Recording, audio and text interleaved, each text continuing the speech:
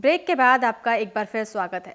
मशहूर वकील और भारतीय जनता पार्टी के पूर्व कार्यकर्ता राम जेठमलानी ने राष्ट्रीय कानून दिवस सम्मेलन के दूसरे दिन कार्यक्रम में हिस्सा लिया। जेठमलानी को पार्टी से बाहर निकाले जाने के बाद से ही मीडिया उन्हें फॉलो कर रहा है। उन्होंने कहा कि भारत के न्याय क्षेत्र में कई युवा आ रहे हैं और इसे एक बेहतर करियर के तौर पर भी देखा जा रहा है। उन्होंने वकालत और राजनीति की तुलना करते हुए कहा कि वकालत बहुत ही पाकीज़ा काम है, जबकि राजनीति गंदगी से भरी हुई है।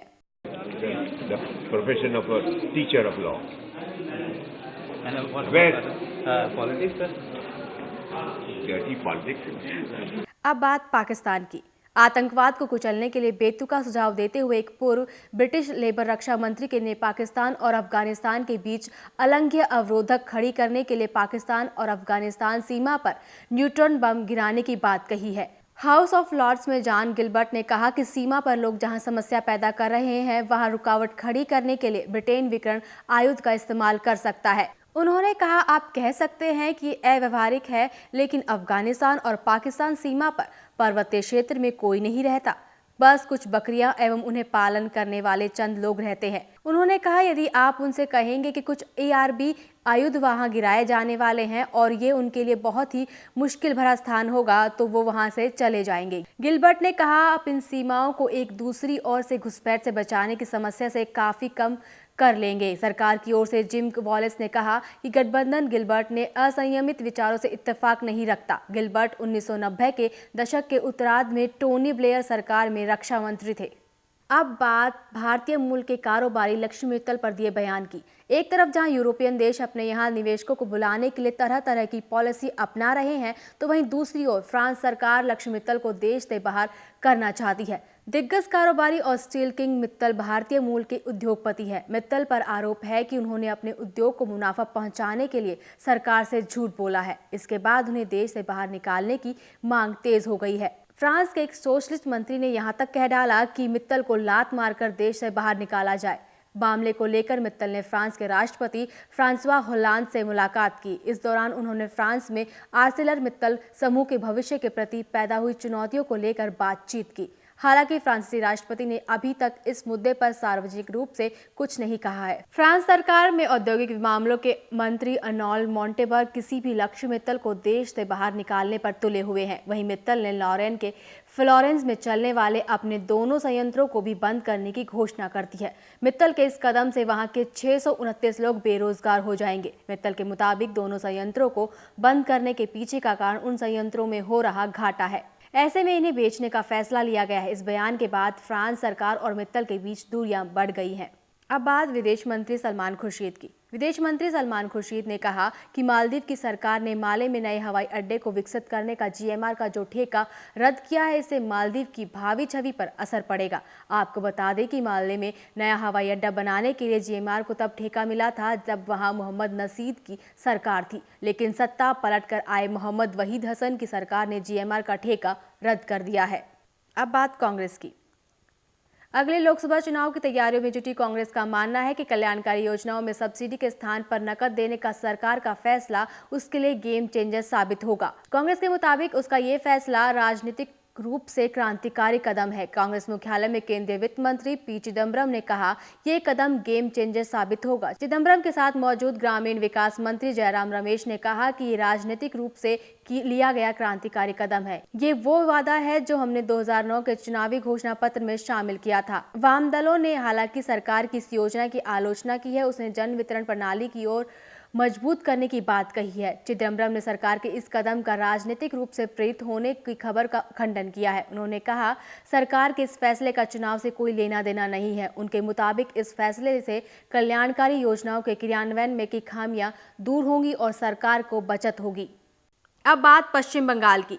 मंत्रालय बदलने से नाराज पश्चिम बंगाल सरकार के मंत्री रविंद्रनाथ भट्टाचार्य ने आरोप लगाया है कि राज्य में तृणमूल कांग्रेस के कार्यकर्ता जबरन वसूली कर रहे हैं और इस बारे में मुख्यमंत्री ममता बनर्जी को भी मालूम है। भट्टाचार्य ने सिंगूर आंदोलन में अहम भूमिका निभाई थी। उन्होंने पार्टी नेताओं पर घूस लेकर नौकरी देने का भी आरोप लगाया। अपना विभाग बदले जाने से नाराज चल रहे सिंगूर के विधायक भट्टाचार्य ने एक बंगला समाचार चैनल से कहा, ममता बनर्जी दावा कर रही है कि उनकी पार्टी जबरन वसूली के मामले में संलिप्त नहीं है। लेकिन मैंने स्वयं पार्टी के कार्यकर्ताओं को लोगों से जबरन वसूली करते हुए देखा है। अब बात दिल्ली में चल रहे ट्रेड फेयर की। 14 दिनों तक चला देश का सबसे बड़ा ट्रेड फेयर मंगलवार को प्रगति मैदान में समाप्त हो गया।